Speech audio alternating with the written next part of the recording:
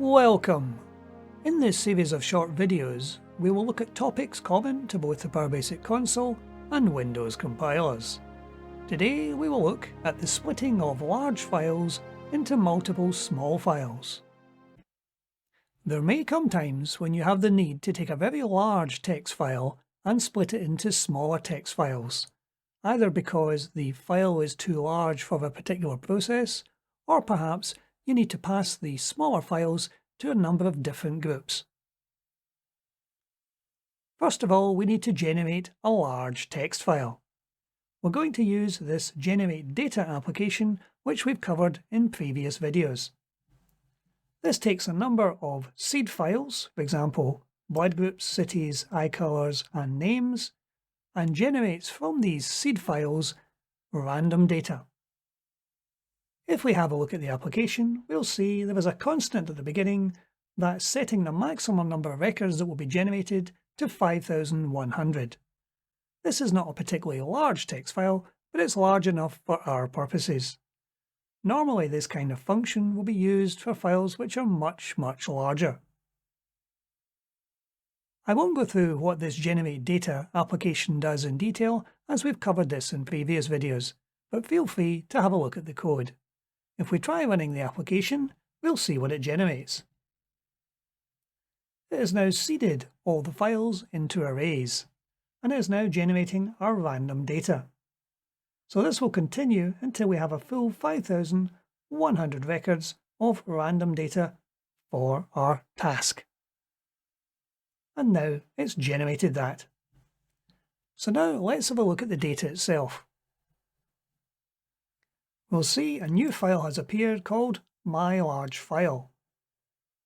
If we open that in a spreadsheet, we'll see there is a header line and a large number of data records. What we're going to do to this large file is we're going to split it into a number of smaller files. The file has 5,100 records. We're going to split that into files which have a maximum of 1,000 records per file. So we should end up with 6 files. Each file will have the header line and a maximum of 1,000 data lines. So let's create the application that's going to perform this task, our file splitter. The first thing we will do is we will define the batch size of being a maximum of 1,000. So we've created a local variable to hold that information. Our second local variable is input file. This defines the name and the location of the large file we have just generated. So our first task is to create a function whose job it will be to split this large text file into a number of smaller text files. So we're going to call this function split file by batch size. It will take a mere 2 parameters, the name and path to the input file, and the variable we have set up to contain the maximum batch size. If this returns true, then everything has gone well. If it returns false, then we have been unable to either read the file or to split it. So let's create this new function. And here is the new function taking the 2 inputs, the input file and the batch size. Since we're going to be reading the input file, we'll need to create a few local variables. We'll cover each of these variables as we come to them. The first thing this function will have to do is to determine whether the file name and path it has been passed actually exists. Obviously, if the input file doesn't exist, there's no point in going any further. We can do that quite easily by using the isFile function inbuilt to PowerBasic. If this returns false, then the input file cannot be found. So we'll send a message out to our log to say the file does not exist, and we will exit the function immediately. If we get beyond this, then the input file must exist. So we're going to attempt to open the file now. So we will first populate a file input variable using the freefile inbuilt function. This will give us the next available file handle number. The use of the freefile function is recommended as it ensures that you do not have 2 files with the same file handle, causing great confusion in your application. Then we're going to use the standard open command to open the input file for input with that file handle. We're then going to use the file scan command to scan the file to see how many records it contains. And we will populate a variable called max records. Our file should have a header record and a number of data records. If it has less than one record, then the file is effectively empty, although it may well exist. So we'll next test the number of records. So if max records is less than 1, in other words it's 0, then there are no records in the file. So we can exit straight away. Next thing to do is to get the first row in the file. This is the header row. We will store this in a header variable because we'll need to use that later on. As our task is to take a large file and split it into many smaller files, these smaller files are going to have to be uniquely named. So we're going to be using a file counter to keep track of the number of the file we're actually working on. So file counter number 1 will be the first file, number 2 will be the second, and so on. So we will set the file counter to be initially set to the value 1.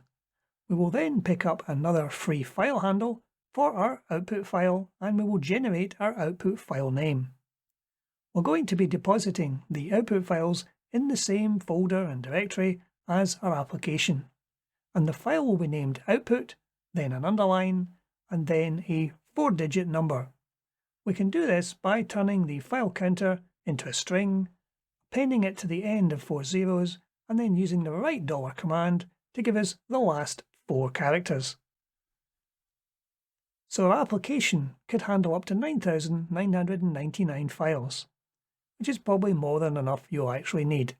But should you need any more, you merely have to add more zeros. Having determined the name of the output file, we can now open our first output file. And having opened it for output, we can then print the headers, which we stored earlier, out as the first row in that file. Now we need to do a loop. We need to read in the next line from our input file, and we want to keep going until there are no more lines to read. So we're going to use the while loop for that. While it's not the end of file of our file handle, we will read a row into the str data variable. This works on the assumption that our input file has a carriage return line feed at the end of each row, which it does because we generated the file. Then we can advance our line counter by incrementing the line count variable. We can then test the value that's in line count to see if it's actually greater than the batch size that we passed in. We set our batch size, as you'll remember, to be 1000. So this is a test to see have we actually got to the end of a file yet. So if we haven't reached the maximum size of our file yet, all we need to do is to print the data variable out to the output file. So we'll do that first. However, if we have actually reached the maximum batch size, we need to close off the output to the previous file name. That would mark the completion of our first file. Having completed filling that first file, we now want to increment our file counter to say we're now on to file number 2. And then we have to go through the same process again to generate our new file name. This would give us a file called output underline 3 zeros and the number 2. Having generated the name, we can now open the file. This would create the second file, and having created the second file, we can output both the header and the data line. And the last thing we need to do before we forget is to reset the line counter, as the line counter should start again at line 1 and be incremented for each line we read from the input file. So this would continue until we get to the end of the input file. Once we get to that point, we'll need to close down the input file and any output file that is still open. We can do that quite easily by using the close command, one for the handle on the output file and one for the handle on the input file. And to complete our function, we'll just mark our function as true. So now we've got this far, we should now be able to run our application, input our big file, and then chop the big file into smaller files. We know the large file is 5,100 records, and as we want a maximum of 1,000 data records in each file, that should give us 6 files. So let's double-click on our File Splitter application and see how it does. And there, the program has actually finished. It has rapidly read through the large file, and it has split that large file into 6 smaller files. We'll check the smaller files to see what they have in them. If we open up the first file, we'll see we have our header line, and we have 1001 rows in the spreadsheet, 1 row for the header and 1000 rows of data. If we check the last file,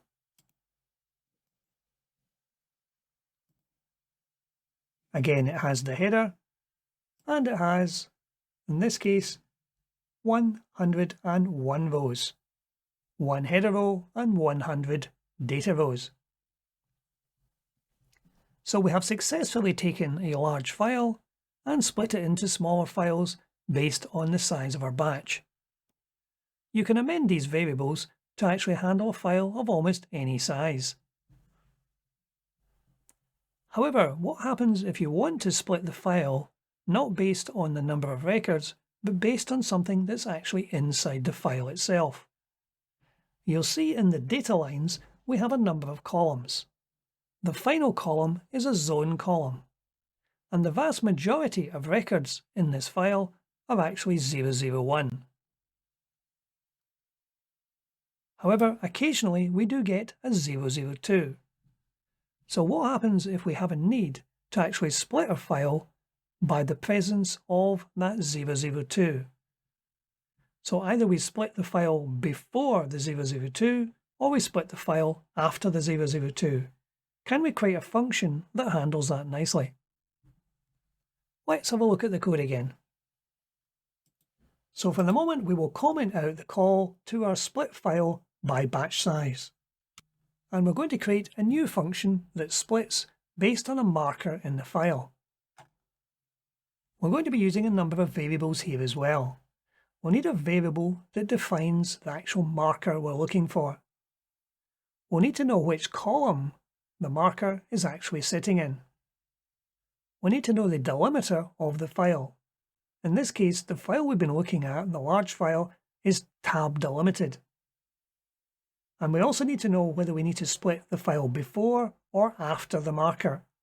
This will be used for our trigger. So if we have a look at the raw data in the file, we'll see that our zone column is containing a double quote, 3 numbers, and a closed double quote. So we're going to be specifically looking for double quote 002, closed double quote. So that will be our marker. We can use the $DQ command to easily put a double quote at the beginning and the end of our string. That data is going to be held in the zone column. The header is called zone, so we can set our column name variable to be zone. The delimiter of our file is tab, and there is a reserve constant called $tab. We can use that quite happily to define a tab. And I'm going to set the before-after initially to be before. Therefore, when we're reading through the data, should we find a 002, we're going to close the previous file at that point, and 002 should be the first data line in the next file. Now we'll create a new function to do the work. So this is taking our 5 parameters: the path and the name of the input file, the marker we are seeking, the delimiter of the file, in this case a tab, the name of the column, in this case zone, and the value before as text. So this function is going to be very similar to the function we've already done. So we're passing 5 parameters in to this new function to split the specified file into smaller files based on a value occurring in a specific column of the data. We're setting up a number of local variables to handle all of this. And as we did before, we first need to test to make sure that the input file actually exists. Next, we can open up the input file and do the file scan again, just as we did before. And we're also testing the maximum number of records that we find in the file, to ensure it has at least one record. Next, we can get the header and store it in the header variable, just as we did before. Next, the content of this function will change slightly from the last one. So we have passed in the name of the column that will contain the data we're looking for. We need to turn this into a column number. So there is a function in our file handling routines library that can do that quite happily, called parseFind. This, given three parameters, the header, the delimiter, and the column name, will return the column number, should it actually exist. So if the column number is 0, it means the application has been unable to find that named column in your file. So we can test for that quite easily. So if the column number is 0, we can exit the function straight away. Now, as we did before, we need to work out the file counter, in this case the first file, and the name of the first file. So we'll do that exactly as we did before. So having set the output file name, we need to open the first output file just as we did before. And we'll output the header to this first file. And now we'll need another while loop. So we can read from the input file and send information out to the output files. Having read this line of data from the input file, we now have to look for our marker. Since we've already determined the column number, we can use the parse command, since we already know the delimiter, to get the information we're after. So the parse command takes the three parameters: the data line containing the data we've just read in from the input file, the delimiter, in this case a tab, and the column number it's actually looking for. So we're testing to see if that equals what we've passed in to a function as the marker. If that finds a match, then we know we can close the previous file name. We now have to test whether we want to do the break before or after the marker. So a quick test on the before/after variable. If it's after, we will print out the data to the current output file. And at that point, we can close the output file, and then advance the file counter, work out the new file name, and open the new file. So we're printing the header out to the new file, and again we can test the before/after variable to see whether we need to actually output the data at this point. So before/after will either be after or before, so only one of these writes to the output file will actually be triggered. And if no marker has been found, we will just output the data we have to the output file as we did before. And that should take us to the end of the input file. And as we did in the previous function, we now want to close down both the input and the final output file, and then return the value true. So that should complete our file splitter by marker. Let's go back to the directory and we will clean out all our output files so there's no debris sitting there from the previous run. If we try running our executable now, it has now output 7 files rather than the 6 we had the last time. We will see that each of the files is now a different size because it's being driven by the data within the file. If we have a look at number 2 and open it up in the spreadsheet, we will see the very first data line has a zone 002, and no other record in this file will contain 002. So as we had the value before in place, it meant that the file break occurs before the 002. So 002 should always be the first record in the new file. If we change this to after, and we clean our data out once more, do a quick compile, and then if we run our application again it produces 7 files. If we open our first file, we should see that the 002 is the very last record in that file, which it is. So now the break is happening after the marker. So what we've done today is we've created two new functions, both of which can be used to split large files down to smaller files. The first method is actually using a line count to set each file to be a maximum of 1000 records, and you can amend this quite easily by merely changing the value of the size of the batch. The second function is designed to split a file based on a marker within the file itself. So if you have something in the file which you wish to actually either split before or after the marker, this function will be one you can use quite easily. Hopefully you'll find this code useful in your applications, but that's it for today. Thank you for watching.